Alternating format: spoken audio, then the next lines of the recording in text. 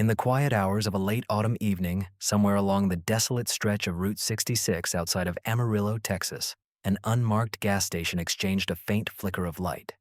It was there that an unknown individual recorded a fragment of conversation, an overheard whisper from a distant corner, detailing a plan so meticulously concealed that it might still be hiding in plain sight. If you've ever seen a case like this, leave a trace in the comments. Sometimes, one forgotten memory changes everything. This is the story of a small-town scheme unfolding in a community not unlike many across the United States. It begins in 2018 in the modest town of Millbrook, Alabama, a place where the local diner still relies on a neon sign that buzzes like a heartbeat. The central figure is Michael Lawson, a man in his early 30s, known publicly as a hard-working mechanic at the town's only garage, Lawson's Auto. Behind closed doors, however, his actions painted a different picture, a web of calculated deception and quiet collaboration. The story's roots trace back to an unassuming family home on Maple Street, where an elderly woman named Ruth Whitmore resided. Ruth was a widow, known affectionately as Grandma Ruth by her neighbors, and for many years, her modest pension was her primary source of income. Her routine was simple: mornings at the local church, afternoons tending her garden, and evenings watching the nightly news from her faded recliner. Her only known family was her nephew, Michael, who had visited her regularly until the summer of 2018. Officially, Michael was there to help with chores and to keep her company. But beneath that veneer, something else was happening. A series of discreet meetings took place in parking lots of motels along Interstate 20, in the shadows of closed-down textile mills, and behind the back rooms of the Millbrook Community Center. These gatherings, masked as charitable aid or family visits, were part of a calculated operation, an intricate scheme to divert Ruth's pension funds. What they found next changed everything. In early September 2018, Ruth's bank accounts showed unusual activity. Small transfers, unlinked to her usual transactions, began to appear. These were not random errors. They were carefully orchestrated. Michael, acting as an intermediary, had arranged shadow transfers, a term used quietly among the circle, where funds were covertly rerouted to accounts under aliases and dummy corporations. This was not a reckless theft, but a calculated siphoning designed to be untraceable if done correctly. From this moment on, no one was safe. The operation was codenamed Operation Harvest, a name chosen for its metaphorical implication, gathering what was not theirs to take. It was a small operation, but one with a clear purpose: to extract Ruth's pension without her knowledge. The method relied on a series of private agreements, coded language, and silent understanding. Ruth's bank statements were manipulated through subtle, quiet agreements with local bank clerks who were complicit but never suspected of wrongdoing. But there was one detail no one talked about. In the days leading up to Ruth's scheduled pension deposit, Michael was seen leaving her house carrying a large box. On the surface, it appeared to contain household items, but investigators later discovered it housed what could only be described as a disguise kit, a collection of fake IDs, forged signatures, and a small cache of cash. It was an insurance policy, a backup plan to cover their tracks if the scheme was ever uncovered. The public image of Michael Lawson was that of a dependable family member, a man who volunteered at the local food bank and helped neighbors with their repairs. Behind the scenes, he maintained a network of shadow contacts: local locksmiths, small-time hackers, and even a retired bank clerk who knew how to manipulate small accounts without raising suspicion. These contacts operated under the radar, ensuring the operation's secrecy. And this is where things get strange. In late October 2018, Ruth's bank flagged irregular activity on her account. An alert was sent to the local sheriff's office, but it was dismissed as a clerical error. Meanwhile, Michael's phone records showed multiple calls to a known alias, the Collector, a figure who specialized in discreet financial transfers. The details of these communications remained sealed, but investigators believe they were part of a larger, more complex network, one that extended beyond Millbrook into neighboring counties and perhaps even out of state. From that day, the city was never the same. The first major breakthrough occurred in December 2018, when a local bank clerk, under pressure from an anonymous tip, revealed that several accounts linked to Ruth's pension had been disconnected just days before her next scheduled payout. Law enforcement traced the transfers back through a series of shell corporations and fake identities, revealing a pattern of carefully concealed financial activity. But someone knew far more than they admitted. In February 2019, a witness came forward, a neighbor who had spotted Michael in a nearby motel parking lot engaging in what he described as a hurried exchange of small packages.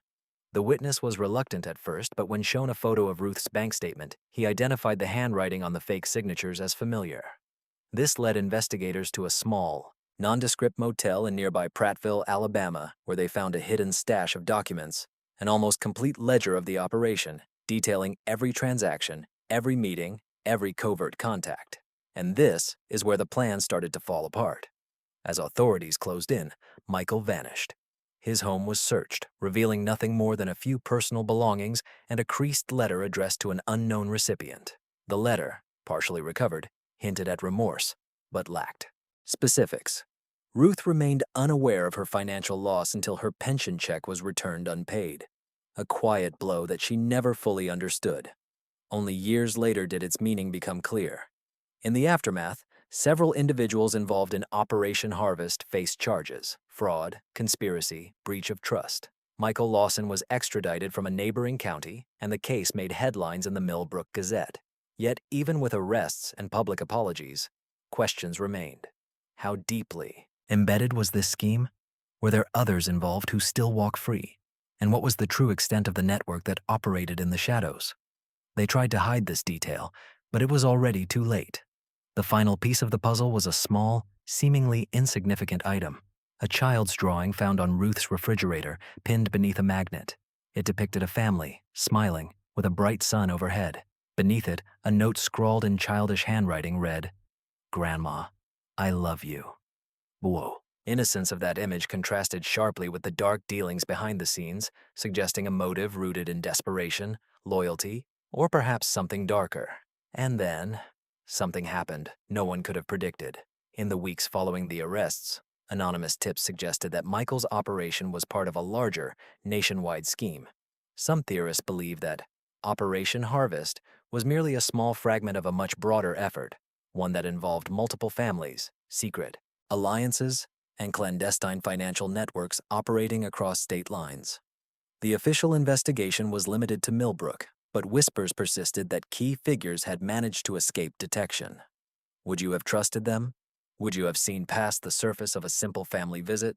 Or would you have suspected that behind every act of kindness there might be something far more insidious? You've heard it now. You can't unhear it. What would you have done? Subscribe before this one disappears. The investigation into Ruth Whitmore's case gradually faded from front-page headlines, but beneath the surface, the ripple effects continued to spread.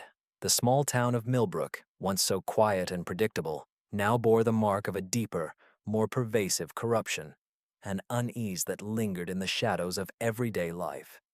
The authorities' official reports painted a picture of a straightforward financial scam, but those who looked closer understood that what had been uncovered was only the tip of an unseen iceberg.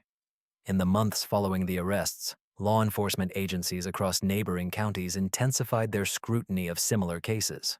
Whispered rumors circulated among private investigators and retired officials about Operation Harvest being one node in a clandestine web, one that used family ties, fake identities, and covert financial channels to manipulate vulnerable individuals' assets.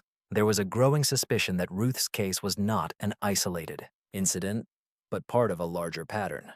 What they found next changed everything.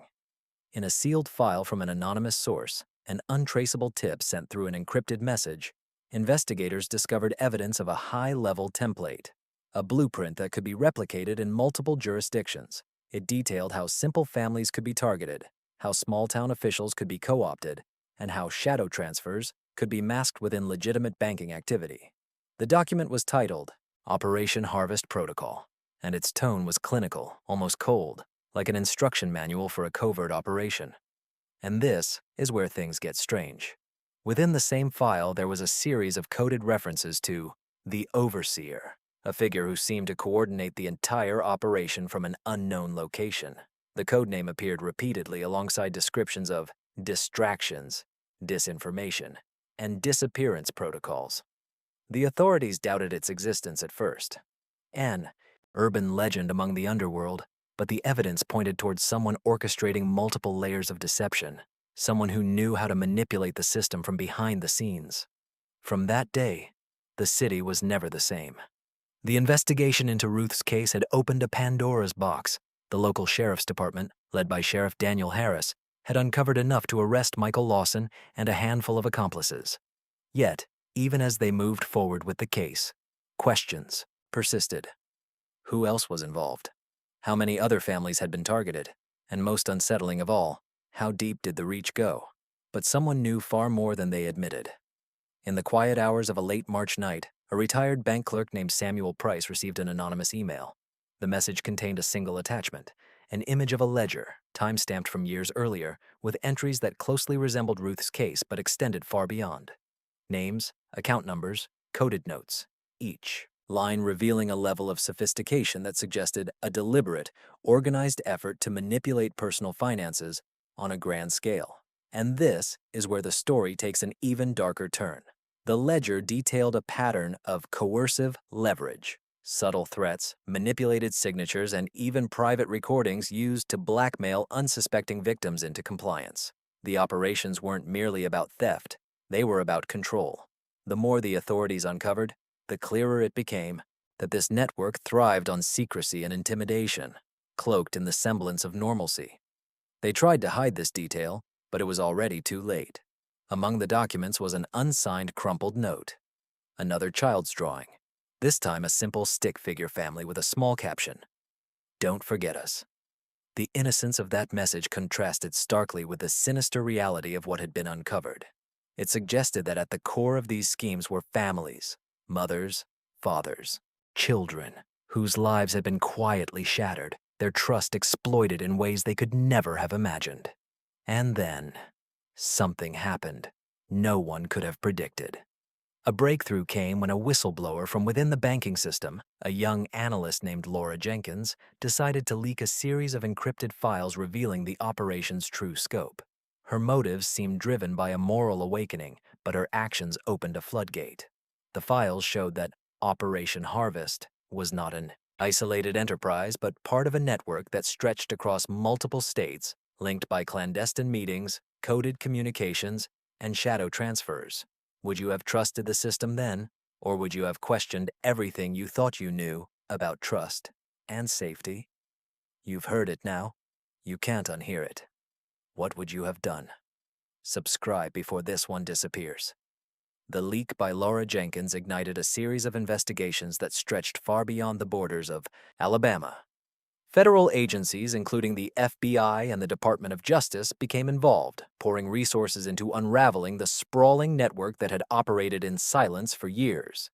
But even as they followed the digital breadcrumbs, the truth remained elusive, hidden behind layers of encryption, false leads, and coded aliases.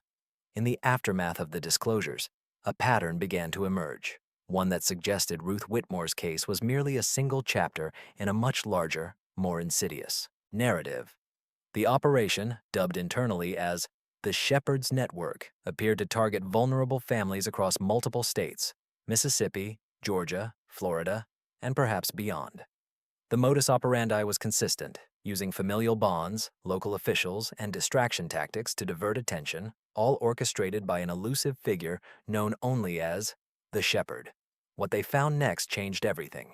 In a clandestine meeting with an informant, an ex-operator who had turned whistleblower, investigators learned that the Shepherd was believed to be a former high-ranking government official, someone with access to financial systems and a network of loyal agents. The informant, who wished to remain anonymous, described an intricate hierarchy of contacts, each with their own roles, some acting as disruptors, others as fixers, all working toward a common goal that remained shrouded in secrecy. And this is where things get strange. Further analysis of the leaked files uncovered references to the last ritual, a coded term that appeared repeatedly alongside mentions of final transfers and disappearances. The phrase suggested a calculated conclusion to each operation, an endgame designed to eliminate witnesses, erase traces, and bring closure to the scheme. The details were sparse, but the pattern hinted at a chilling finality. Something more than just financial theft, perhaps an enforced silence or a method of control that extended into psychological manipulation. From that day, the city was never the same. The investigation's scope widened as more victims came forward, families who had lost not only their savings, but also their peace of mind. Some reported strange visits, anonymous threats, or unexplained disappearances of personal records. Others claimed that loved ones had been coerced into silence, their voices silenced by subtle threats or manipulative tactics. The pattern was clear. This was about power, about controlling the vulnerable under the guise of benign family aid. But someone knew far more than they admitted. In a quiet, dusty storage room of the local sheriff's office, investigators uncovered a series of old photographs, Polaroids taken during secret meetings. Among them was a picture of a small, nondescript house on the outskirts of Millbrook, with a figure standing in front, partially obscured by shadows. The back of the photo contained a handwritten note, "The root of it all." The image suggested that the core of the operation was rooted in a single location, a place where decisions were made and secrets kept. And this is where the plan started to fall apart. A breakthrough occurred when a local journalist, Sarah Collins, uncovered a series of anonymous reports linking Ruth's case to a broader pattern of financial exploitation. Her investigation led her to a series of court records hidden among dozens of unlinked files, revealing a pattern of discreet settlements, silent payouts to victims who had been coerced into compliance. These settlements were often accompanied by non-disclosure agreements, preventing any public discussion. Only years later did its meaning become clear. The full scope of the network revealed that many families had been targeted, their lives subtly manipulated over years. Ruth Whitmore's case was a test run, an experiment in psychological and financial control. The true purpose was not just theft, but the creation of a silent army of compliant victims, all under the watchful eye of the shepherd. The operations were meticulously planned, each step calculated to minimize risk and maximize control. They tried to hide this detail, but it was already too late. Among the recovered documents was a peculiar item, a small, worn-out children's puzzle piece found hidden behind a loose brick in Ruth's basement. It was a fragment of a larger picture, but incomplete. The piece bore a faint imprint of handwriting. "We're all connected." The symbolism was unmistakable, a web of relationships, secrets, and shared complicity. It implied that the entire scheme was part of a carefully woven tapestry, with each family, each contact, each secret thread linked by unseen bonds. And then, something happened no one could have predicted. In the aftermath of the investigations, a mysterious figure appeared, an anonymous email sender known only as the Architect. The message contained a cryptic message: "The truth is hidden in plain sight." Along with it came a photograph of Ruth's house taken from a drone, revealing a small, seemingly innocuous object in the yard, a metallic tag engraved with the initials SN. The significance was unclear, but investigators suspected it was a marker, a signature left deliberately to taunt those seeking answers. Would you have trusted the system then? Or would you have questioned everything you thought you knew about trust and safety? You've heard it now. You can't unhear it. What would you have done? Subscribe before this one disappears. Months passed, and the whispers of the Shepherd's Network grew louder in covert circles. The official investigations had slowed, but underground operatives, former insiders, and anonymous sources kept feeding fragments of the larger puzzle. Every new piece seemed to deepen the enigma, an intricate web woven tightly across state borders, with Ruth Whitmore's case serving as a faint but critical node within a vast clandestine operation. In the shadowy corridors of federal intelligence, a secret task force was quietly established, an unacknowledged unit tasked with uncovering the true extent of the network. Their focus was on the coded language that pervaded the files, the symbols left behind, and the recurring patterns. Among the top analysts was a veteran operative named Marcus Reed, known for his relentless pursuit of hidden truths. His team pored over the encrypted documents, searching for a key, something that could finally expose the mastermind behind it all. What they found next changed everything.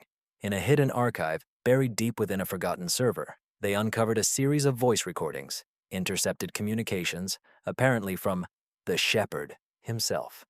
The recordings were fragmented, distorted, but unmistakable. The voice was calm, precise, almost soothing, yet chilling in its coldness.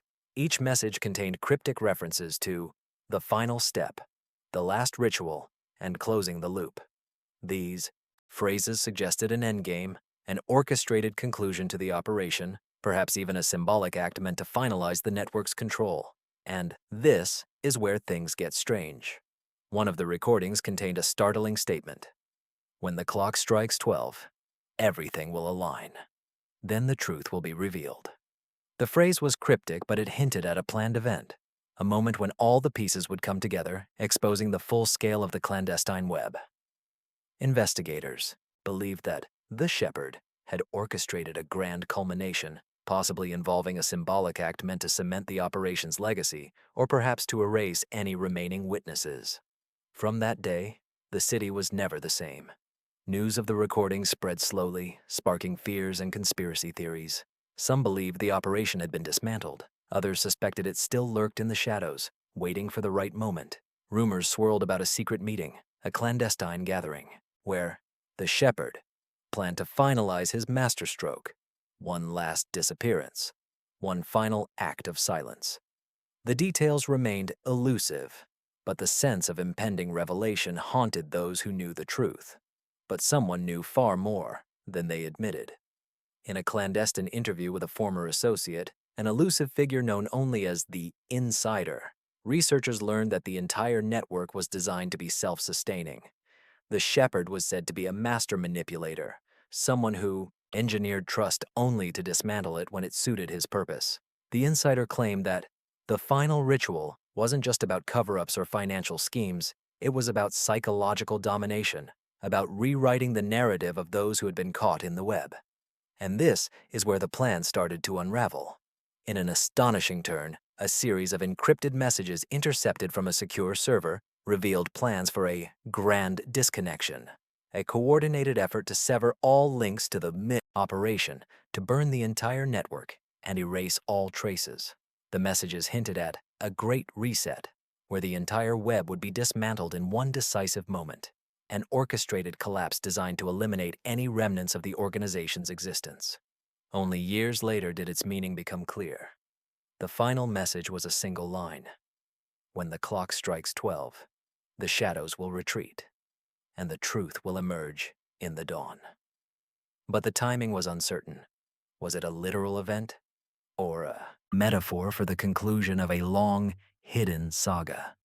The authorities speculated that the clock referenced a specific date, perhaps a significant anniversary or a coded signal embedded in a public event. They tried to hide this detail, but it was already too late. The last known contact from the Shepherd was a recorded phone call, an ominous low whisper that simply said, "The game is over. Trust no one." That call, traced to a secure line in a remote cabin in the Appalachian Mountains, vanished after a single listen. Investigators scoured the area but found only remnants of a campfire, a few personal belongings, and the unspoken sense that the architect of this entire operation had slipped away, leaving behind only questions. Would you have trusted the system then, or would you have questioned everything you thought you knew about trust and safety? You've heard it now. You can't unhear it.